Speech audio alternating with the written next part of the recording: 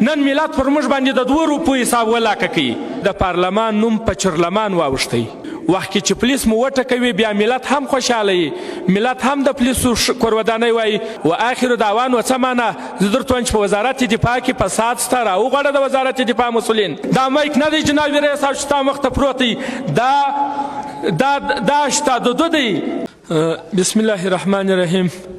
د جناب رئیس صاحب آیت رهبري او ټولو د ملت درنو استازو ته سلام و احترام او ستاسو په اجازه.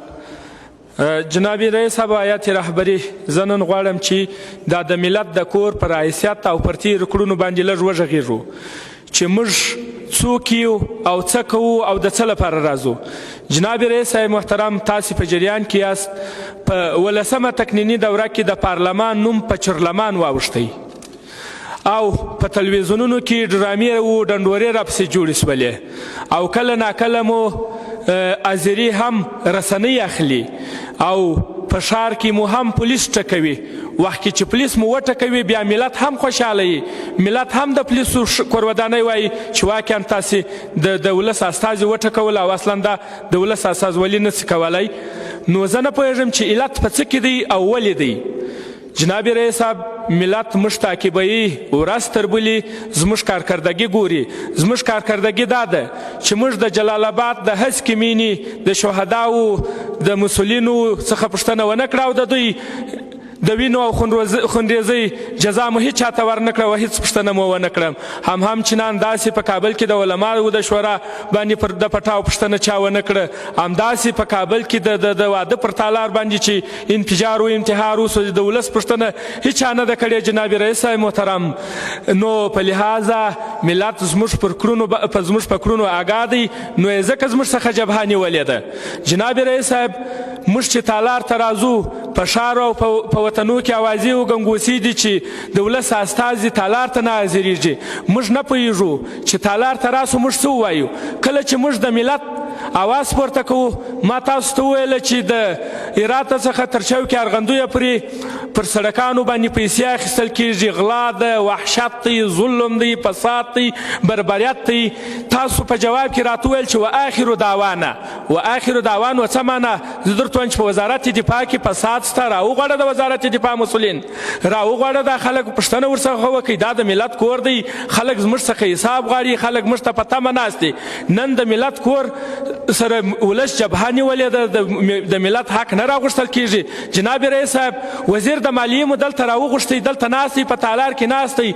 هغه په دې انتظار دی چې ته د ملت استازي او د ملت کور به ما ته څه ووایي او زما سره به څه وکړي، پای تېرېږدي. تاسو تالار دوی ته پرېښوي و آخر دعوانا مو کړله. نن د ملت د کور څخه په دولت کې هېڅوک نه ډار کوي، نه وام کوي، نه ترس کوي، نه ځینې بیریږي. په موږ پسې به نو خود په ښار کې په فیسبوکو کې د وزارت مالیې یو ویاند هم په فیسبوک کې راپسې لیکي چې د ملت استازي نشته. موږ خو دلته راځو. جناب رئیس صاحب، زه درته وایم مشکل دی، زه د ملت غږ تاته پورته کوم، ته ما ته و آخر دعوانا. زه خو د ملالۍ یو دقیقه نوبت ورکړي. سویچ هو افغان صاحب سویچ هو افغان صاحب مایک روشن که بانک پشت خلاص. افغان صاحب بفرمایید. افغان صاحب مایک روشن که سویچ خیر است، اجازه بید. دا خو جناب رئیس صاحب د ملالۍ لیسا نه ده چې زه ستا شاګرد یم، نه حبیبه لیسا ده چې زه تا ته وایم چې ته ما تالیف وبا راښیې. زه تا ته د ملت غږ پورته کوم. وروره د چا کې چې مشکل یي هغه خلک راوغواړه، د هغو څخه پوښتنه وکړئ. دلته وزیران راسي، د هغسې زموږ څخه ولاړ سي. زموږ نن ملت پر موږ باندې د 2 روپو حساب ولاکه کوي. د 2 روپو حساب پر موږ باندې ملت نه کوي. پر لیاد د خدای، دا د ملت کور دی، دلته د ملت استازي ناست دي. د چش دپاره راسو. که موږ غږ پورته کوو، جنبندي نشته، هیڅ یو تصمیم ګیري نشته. هیڅ کله نه موږ جنبندي لیدلې ده، نه مو تصمیم ګیري لیدلې ده، نه مو په دې هکله څه لیدلي دي.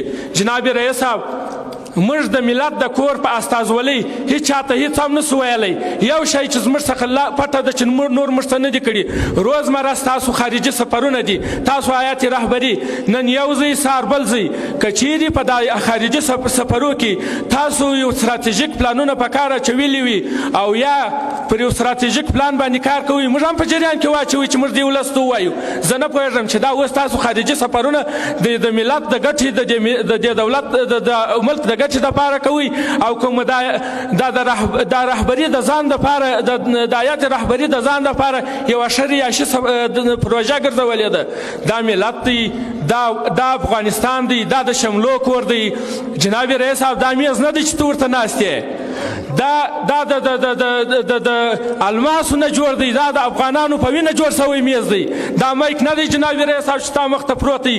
دا شته د دی، دا د ملت کور دی. دې ته 80 میلیونه انسانان انتظار کوي. پر لیاز د خدای لږ جدیات وکړئ، د خپلې ادارې نه د خپل مدیریت نه ښه استفاده وکړئ. که چیرې دا مدیریت نه شئ کولی، د ګرد ملت د استازو نوم ستاسو سره بد سو، ګرد د ملت استازي نن په بدنامه په خوله میډیا کې یادېږي. پر لیاز د خدای نور یې نسو زغملی، نور یې نسو زغملی. اصلاح یې کوي، د تالار اصلاح کوي او د ملت غم وخوري. ومن الله توفیق.